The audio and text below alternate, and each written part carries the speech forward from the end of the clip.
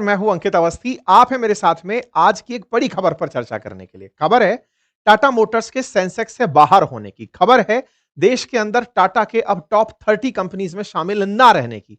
Tata Motors जिसने देश को लखटकिया कार से लेकर के लैंड रोवर जगुआर तक दी हो, कमर्शियल व्हीकल में ट्रक और बस की बहार दी हो, अब वो टाटा मोटर्स हमारी टॉप 30 कंपनीज में यानी कि सेंसेक्स में नहीं रहेगी। उम्मीद है कि आते समय यानी कि महीने दिसंबर में लगभग 15 दिसंबर के आसपास ये क्लियर हो जाएगा कि बॉम्बे स्टॉक एक्सचेंज की टॉप कंपनीज में टाटा मोटर्स नहीं रही। टाटा मोटर्स का ना रहना टॉप 30 कंपनीज में क्या निवेशकों के लिए नुकसान लाएगा या भारत में नई उम्मीद लेकर आएगा, आज के सेशन में जिक्र करेंगे। आफ्टर ऑल सेंसेक्स के अंदर कंपनियां जाती कैसे हैं, भारत की ये कंपनी आखिरी 39 साल से लगातार सेंसेक्स में बनी हुई थी। अब इसका बाहर जाने के पीछे क्या बड़ा कारण टाटा सन्स के अंदर, टाटा ट्रस्ट के अंदर चल रहा कलेश है या कोई और कारण, आज के सेशन में बताएंगे। मेरे प्यारे साथियों, टाटा मोटर्स का इतिहास बॉम्बे स्टॉक एक्सचेंज से पुराना है। ये 1945 से मैन्युफैक्चरिंग ऑफ लोकोमोटिव और अदर इंजीनियरिंग प्रोडक्ट्स के लिए जानने में रहे हैं। 1986 में जब टाटा 407 आई थी, जिस समय पर सेंसेक्स शुरू हो रहा था, इसने मार्केट पर पूरी तरह माहौल बना दिया था। 1945 में शुरू हुई टाटा मोटर्स 10 लाख से ज्यादा सालाना गाड़ियां बेचती है, 81,000 से ज्यादा कर्मचारी रखती है। सवाल दिमाग में यही है, आफ्टर ऑल जब इतना कुछ है तो भैया तुम टॉप लिस्ट से बाहर क्यों हो रहे हो? जिस कंपनी का मार्केट कैप 3.85 लाख करोड़ हो, वो बाहर कैसे हो सकती है? जो 2600 से ज्यादा टच पॉइंट बनाकर चल रही हो, वो सेंसेक्स से बाहर कैसे हो सकती है? इन सभी सवालों के जवाब मैं पहले ही दे देता हूं, अदरवाइज आप बहुत देर तक परेशान होंगे। इतना सा समझिएगा, मार्केट कैप 2 लाख करोड़ से नीचे अगर चला जाता है तो सेंसेक्स की बुनियादी कंडीशन है कि बाजार में आपके ब्रांड की वैल्यू शेयर के आधार पर जो निकली हुई है, अगर वो 2 लाख करोड़ से नीचे चली गई तो होने वाले एनालिसिस में जो 6 माह के अंदर होता है, आपको उससे बाहर कर दिया जाता है। फिलहाल टाटा मोटर्स की वैल्यूएशन 3.85 लाख करोड़ से नीचे चली गई और 2 लाख से नीचे चली गई। अब आपके दिमाग में फिर प्रश्न आएगा, ये तो सीधा सीधा इशारा है, इसका मतलब कि कंपनी अच्छा परफॉर्म नहीं कर रही है। किसका असर है ये? असर है टाटा मोटर्स के एक डिसीजन का। टाटा मोटर्स ने ऐसा क्या डिसीजन ले लिया साहब? क्या कंपनी इस समय खराब स्थिति में है? जी नहीं। टाटा ने डीमर्जर प्रस्तावित किया है। टाटा मोटर्स ने अपनी कंपनी को 2 भागों में बांटने का प्रस्ताव किया है। मतलब पहले एक दुकान पर सारा माल बिकता था, तो अब माल को 2 भागों में बांटने का, कमर्शियल व्हीकल अलग और पैसेंजर व्हीकल अलग। अब ये क्या होते हैं? कमर्शियल व्हीकल्स वो हैं जिनसे आप व्यवसाय करते हैं, लाभ कमाते हैं, धन कमाते हैं, जैसे ट्रक, बस। वहीं दूसरी तरफ पैसेंजर व्हीकल्स वो हैं जो आप अपने पर्सनल यूज में भी लेते हैं, जैसे कार, एसयूवी। टाटा मोटर्स के अंदर तो टाटा ने अपने 2 प्रोडक्ट्स को, भले ही वो गाड़ियों के निर्माण का था, उन्हें 2 भागों में बांट दिया है। व्यवसाय के लिए कमर्शियल व्हीकल्स, उनके लिए एक अलग कंपनी बना दी है, और दूसरा जो पैसेंजर व्हीकल्स हैं उनके लिए एक अलग कंपनी बना दी। क्योंकि सब कुछ पहले टाटा मोटर्स के अधीन आता था, अब कंपनी ही डीमर्ज हो गई है, 2 भागों में बट गई है। ऐसे में कंपनी का व्यापार भी तो बट गया, मार्केट कैप स्वतः ही बट गया। अब आपके दिमाग में आएगा, ओहो, तो ये तो कंपनी का 2 भागों में बटना हुआ। इस 2 भागों में बटने से जिन निवेशकों ने टाटा मोटर्स के शेयर ले रखे थे, उनका क्या हुआ? जिन्होंने टाटा मोटर्स के शेयर लिए हुए थे, वे शेयर धारक अब पैसेंजर व्हीकल और जो कमर्शियल व्हीकल है, उन दोनों के शेयर धारण करेंगे। अर्थात टाटा मोटर्स के निवेशकों को, जिनके पास इन्वेस्टमेंट था, उन्हें अब एक एक शेयर और दे दिया गया है। अर्थात पहले एक ही शेयर था, अब उनके पास एक और शेयर है। टाटा मोटर्स का भी है, टाटा कमर्शियल व्हीकल्स का भी है। कमर्शियल व्हीकल और पैसेंजर व्हीकल 2 अलग यूनिट बना दिए। तो बाजार भाव नीचे क्यों गिरा? कारण समझ में आ चुका होगा। पहले 2 रुपए के सामान को अब 1-1 रुपए के भागों में बांट दिया गया। 3.5 लाख करोड़ का अगर बाजार था, तो समझिए 1.5 लाख रुपए के 2 करोड़ भागों में, 2 भागों में बांट दिया गया। बराबर मार्केट कैप बटा है क्या?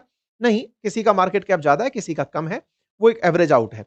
ऐसा करके टाटा सेंसेक्स से बाहर हो रहा है। क्या टाटा के लिए ये ब्रांड वैल्यू गिरने जैसा नहीं है? जी नहीं। उसने अपने काम को इतना फैला लिया है कि कल को अब ये दोनों कंपनियां आकर के सेंसेक्स में दाव पेश करेंगी। क्या टाटा की केवल एक ही कंपनी सेंसेक्स में रह सकती है? नहीं, टीसीएस ऑलरेडी चल रही है, ट्रेंट ऑलरेडी चल रही है। तो टाटा के ऑलरेडी बहुत सारे प्रोडक्ट्स हैं जो लिस्ट में हैं।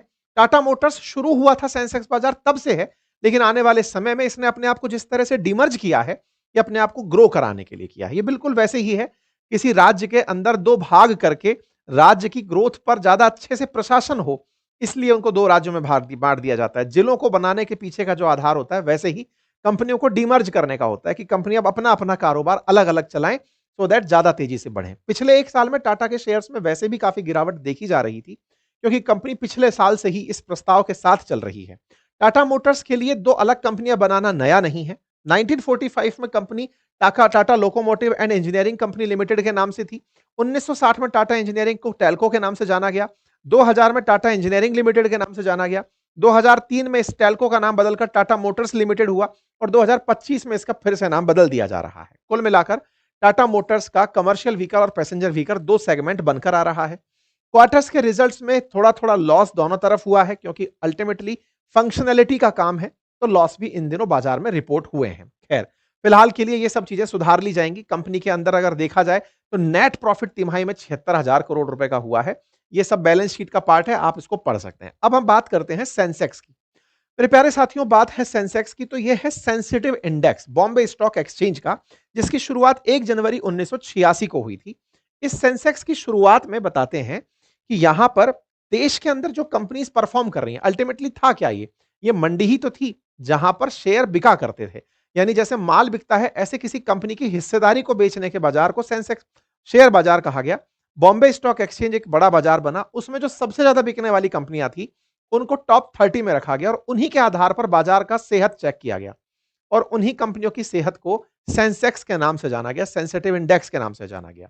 इनके अंदर उतार चढ़ाव जब होता है तो ओवरऑल बाजार के अंदर उतार चढ़ाव मॉनिटर किया जाता है, लेकिन एक ही प्रकार की कंपनियां वहां नहीं होती हैं।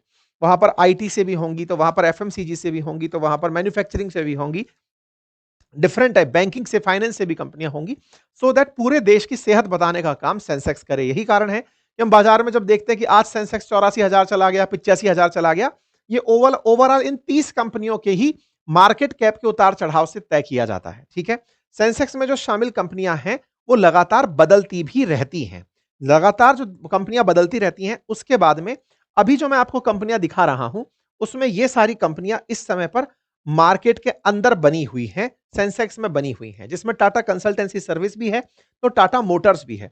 टाटा मोटर्स के बारे में कहा जाता है कि उन 2022 तक का अपडेटेड चार्ट मैंने दिखाया है। एक जानकारी मैं यहां पर और दे देता हूं। ये बाहर जैसे हो रही है, तो क्या हर समय कंपनियां अंदर बाहर होती रहती हैं या फिक्स रहती हैं? नहीं, अंदर बाहर होती रहती हैं। जैसे एसीसी सीमेंट के बारे में देखेंगे तो ये 2 जनवरी 1986 को ऐड हुई थी और इसको 2010 में बाहर कर दिया गया, यानी कि टिक नहीं पाई, सेंसेक्स की टॉप 30 कंपनीज में नहीं टिक पाई। ऐसी अंबुजा सीमेंट 1996 में अंदर हुई थी, 2008 में सेंसेक्स की टॉप 30 कंपनी से हट गई।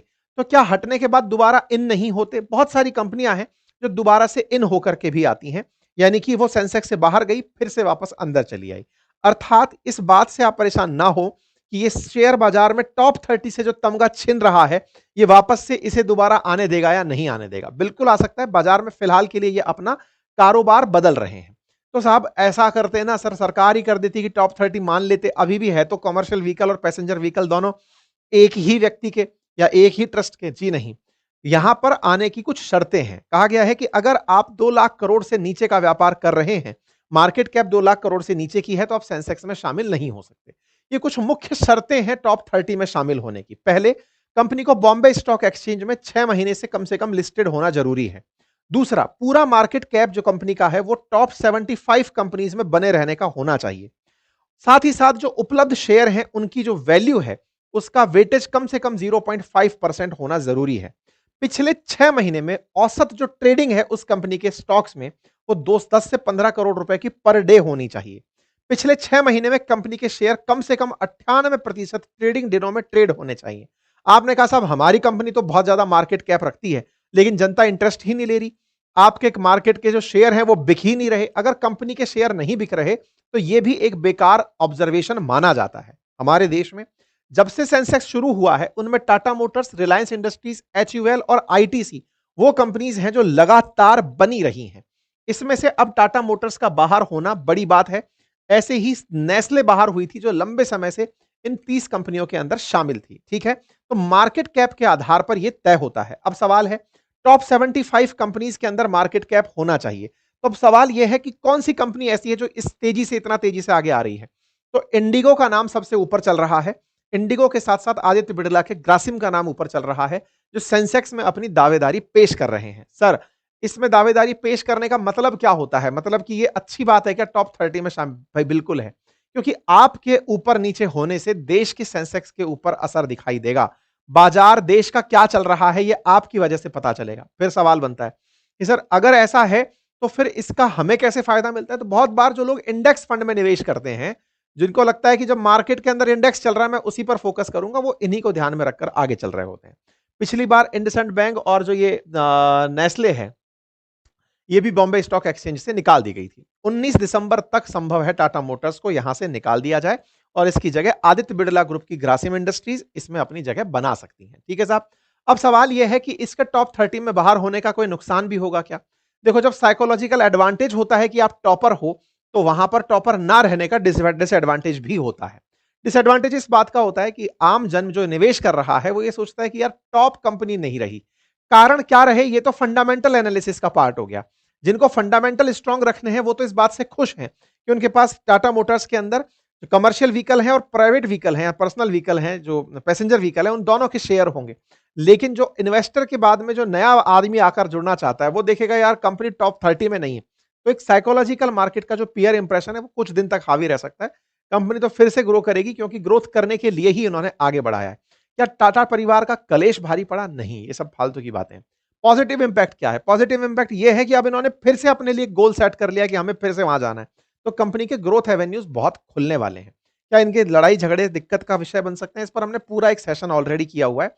टाटा ग्रुप का जो कलेश है उसको सरकार ही सुलझा दी, तो फिर तो ये क्यों ही कलेश करेंगे। सरकार खुद इन्वॉल्व हो गई। सरकार ने कहा रुको भाई, तुम ही अगर झगड़ते रहोगे, 30 में से 4-5 कंपनी खुद लेकर बैठे हो, तुम ही लोग हिलडुल गए तो देश की इकोनॉमी पर असर दिखेगा। शांति रखो, बढ़िया से रहो। तो सरकार ने इंटरफेयर करके इनके कलेश को रुकवाया है। ठीक है। तो कुल मिलाकर टाटा के लिए ये खबर, जो ये निवेशक हैं उनके लिए, अगर उनको ये जानकारी मिल जाती है तो ये खबर अच्छी है, जानकारी नहीं मिलती तो उनके ऊपर नेगेटिव इंपैक्ट डालने जैसी है। उम्मीद है कि आप सभी लोगों ने इस जानकारी को सही से समझा होगा, साथियों से साझा करते हैं तो बेहतर होगा। Thank you so much.